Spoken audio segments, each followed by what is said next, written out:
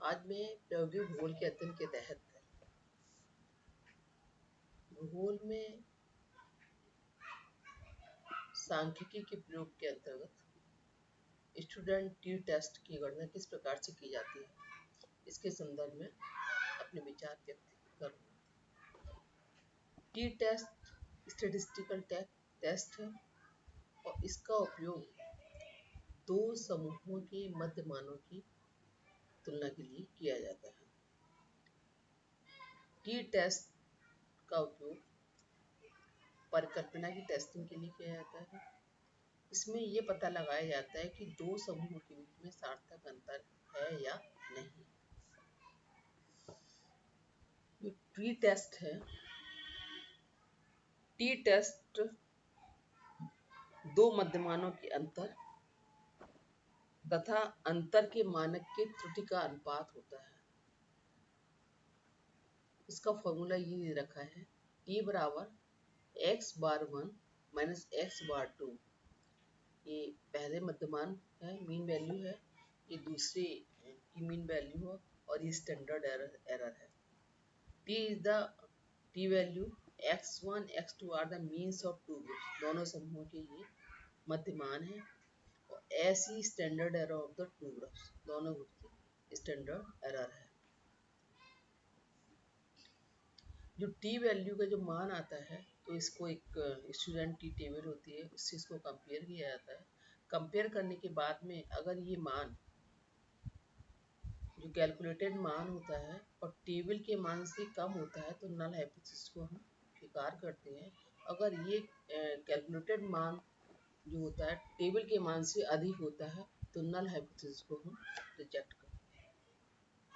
अब ये क्वेश्चन दे रखा है, इसमें सबसे पहले हम जब इस क्वेश्चन कोई भी क्वेश्चन को जब सॉल्व करते हैं तो इसमें हम हाइपोथेसिस बनाते हैं और डिग्री ऑफ फ्रीडम इसको हम इसका भी गणना करते हैं। ये क्वेश्चन दे रखा है, the surveyor A and B में independent sample temperature at some places in a region, the measurement is as follow. A और बी सर्वियर ने किसी भी स्थान का सैंपल लिया है टेम्परेचर का और उसका जो मेजरमेंट इस प्रकार से है, मतलब मेजर दो प्लेसों को मेजरमेंट किया है इसने।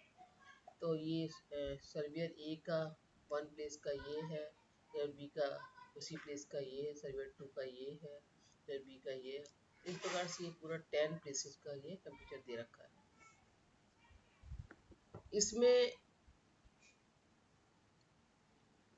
इसमें जो है ना ये पता लगाना है, इसमें डिग्री ऑफ फ्रीडम 17, 18 और 19 का दे रखा है। क्रिटिकल वैल्यू भी जो टेबल है उससे 2.10, 2.101, 18 का है 2.093 इसका आपका है।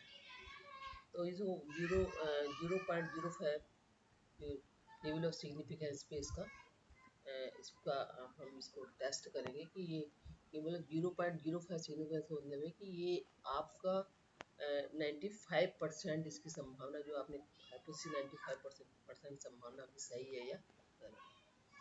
If there is a difference between mean sample temperature measured by surveyor A and B, prove the above the appropriate test। तो appropriate test के द्वारा हमें ये पता लगाना है कि जो दो सर्वेयर A और B इनका जो इन्होंने जो टेम्परेचर उसका मीन टेम्परेचर का जो डिफरेंस सिग्निफिकेंट है या नहीं।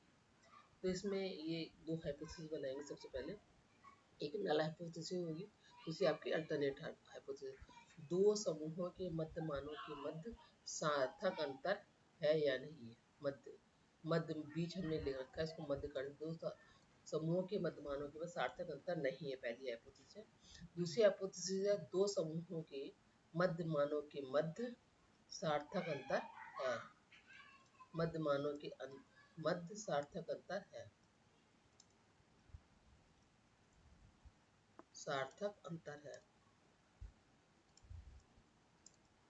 अब डिग्री ऑफ फ्रीडम की हमारे जो नंबर कितने 1 2 3 4 5 6 10 है, तो इसका जो n1 आपका 10 है यहाँ पर और n2 भी यहाँ पे 10 है।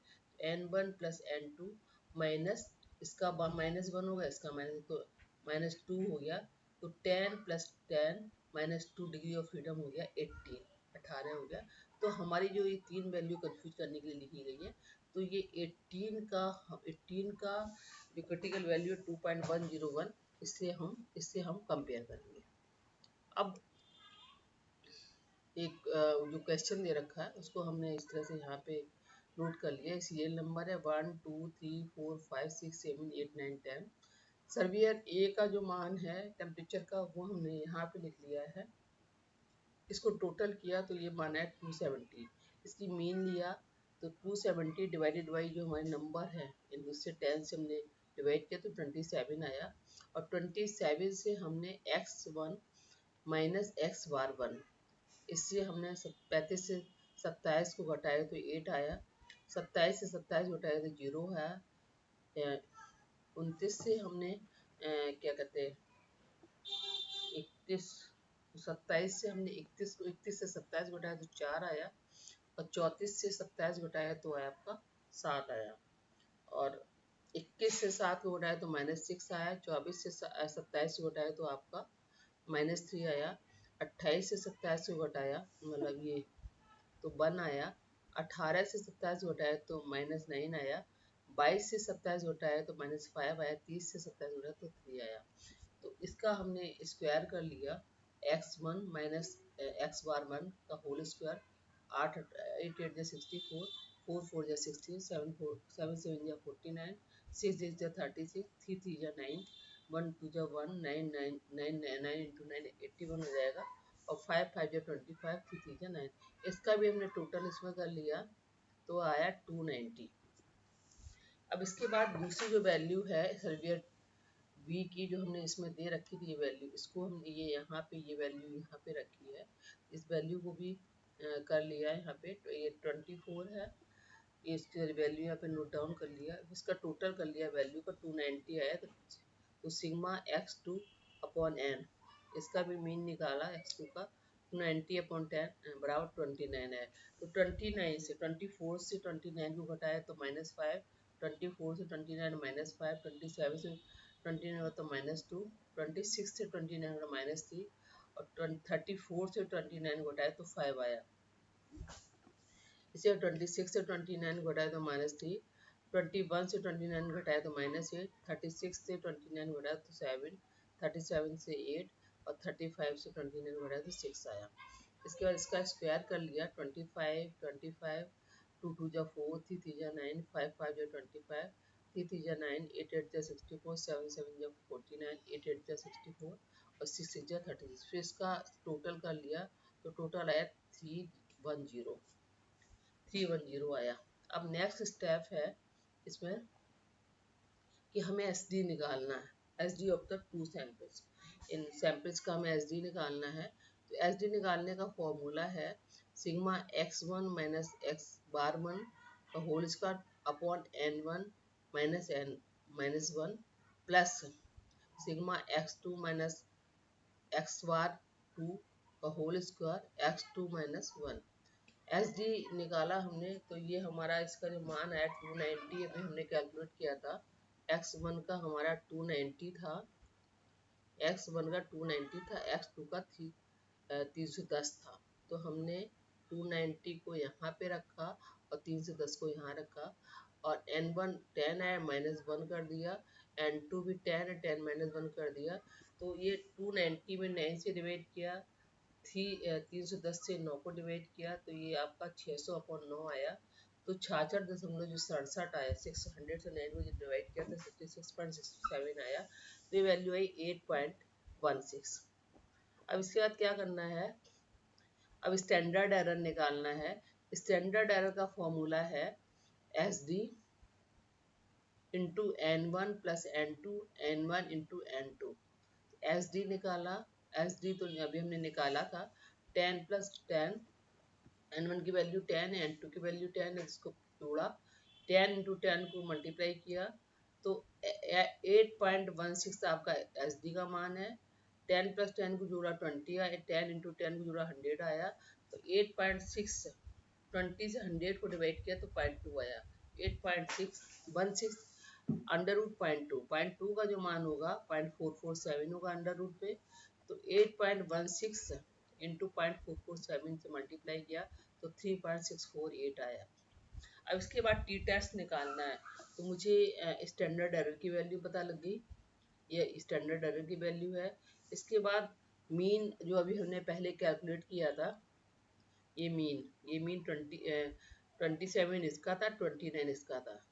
तो ये मीन हमारा है यहाँ पे 27, 27 माइनस 29, दो दो मध्यमानों के बीच का सार्थक अंतर और स्टैंडर्ड एरर। तो 3.648 जो हमारी स्टैंडर्ड एरर आई है, इससे हमने इसको डिवाइड किया, तो टी की वैल्यू आई 0.548। तो ये 2 से हमने इसको डिवाइड किया, तो इसकी वैल्यू आई, क्योंकि मध्यमानों का जो अंतर है वो आपका कम है, और ये जो है ना, ये स्टैंडर्ड एरर की वैल्यू ज़्यादा है, स्टैंडर्ड एरर की वैल्यू ज़्यादा है और मध्य मानों का अंतर जो है ना आपका कम है। तो हम हाइपोथेसिस जो हमने मानी है कि दो समूहों के मध्य मानों के बीच में सार्थक अंतर नहीं है, नल हाइपोथेसिस। अगर तो इसमें 0.54 है, तो हम इसको देखेंगे, हमारा जो डिग्री ऑफ फ्रीडम था, हमने जो डिग्री ऑफ फ्रीडम पहले कैलकुलेट किया था, ये हमारा डिग्री ऑफ फ्रीडम कितना था, 18। जो क्वेश्चन डिग्री ऑफ फ्रीडम कितना, 18 था। तो 18 डिग्री ऑफ फ्रीडम पे हम इसको क्या करेंगे, 18 डिग्री ऑफ फ्रीडम पे हम इसको, ये हमारा 18 है, ये हमारा डिग्री ऑफ फ्रीडम कितना आपका है, 18। तो हम यहाँ पे 18 पे जाएंगे, 18 और 0.05 आपका लेवल ऑफ सिग्निफिकेंस है, लेवल ऑफ, ये डिग्री ऑफ फ्रीडम की वैल्यू दे रखी है और ये लेवल ऑफ सिग्निफिकेंस की दे रखी है 0.05। तो 0.05 जो सिग्निफिकेंस है, ये देखिए, ये 0.0 सिग्निफिकेंस है, 18 पे जो वैल्यू है 2.101 है, 2.101 है। तो हमारी जो वैल्यू आई है 2.101, ये हमारी टेबल की वैल्यू, कंप्यूटर टेबल की वैल्यू है 2.101। तो जो डिग्री ऑफ फ्रीडम है, डिग्री ऑफ फ्रीडम का जो मान है, डिग्री ऑफ फ्रीडम का मान कितना है आपका, 10 + 10 - 2 बराबर 18।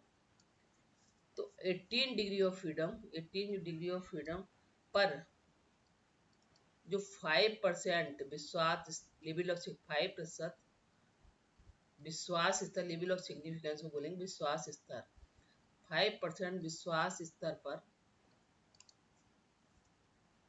टी सारणी का मान, पर टी सारणी का मान, इसको लिखेंगे बाद में, टी सारणी का मान 2.101 है, 2.1 है। इन दोनों यह जो मान है, यह मान 0.548, मतलब 0.548 से मान कैसा है, ये आपका ज़्यादा है। 0.54 2.1 जो 0.1 जो मान है, 0.54 से काफ़ी ज़्यादा है। यह मान कैलकुलेटेड मान, परकलित मान 0.548 से अधिक है। अतः हम नल हाइपोथेसिस को स्वीकार करते हैं, नल हाइपोथेसिस क्या है कि दोनों हाइपोथेसिस को स्वीकार करते हैं।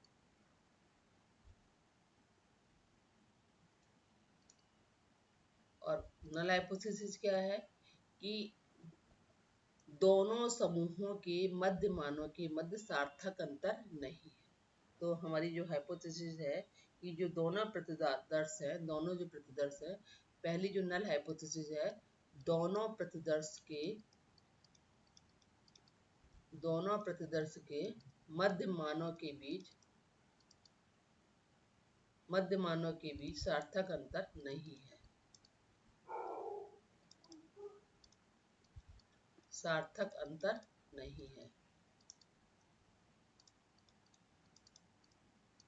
तो जब टी टेस्ट निकालते हैं, तो सबसे पहले जो हमें सबसे पहले में क्या निकालना होता है, टी टेस्ट का पहला स्टेप है कि मीन निकालना है। मीन निकाल लिया।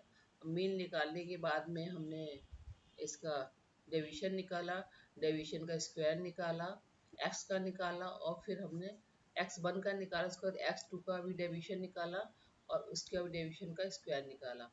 डेविएशन का स्क्वायर निकालने के बाद में नेक्स्ट स्टेप है एस डी निकाला दोनों सैंपल्स का। एस डी निकालने के बाद में हम स्टैंडर्ड एरर कैलकुलेट करेंगे। स्टैंडर्ड एरर कैलकुलेट करेंगे। स्टैंडर्ड एरर कैलकुलेट करने के बाद में जो हमारा मध्यमान का जो मध्यमान है, मीन वैल्यू दोनों सैंपल्स की है, उसको हम x bar one x bar minus x bar two को यहाँ पे नोट करेंगे और जो स्टैंडर्ड एरर कैलकुलेट की उससे उसको डिवाइड करेंगे और डिवाइड करने के बाद टी टेस्ट निकालेंगे। और टी टेस्ट की जो वैल्यू है इसको हम सारणी का जो मान है, सारणी का जो मान है उससे हम इसको कंपेयर करेंगे। कंपेयर करने के बाद में हम नल हाइपोथेसिस को एक्सेप्ट और रिजेक्ट करेंगे।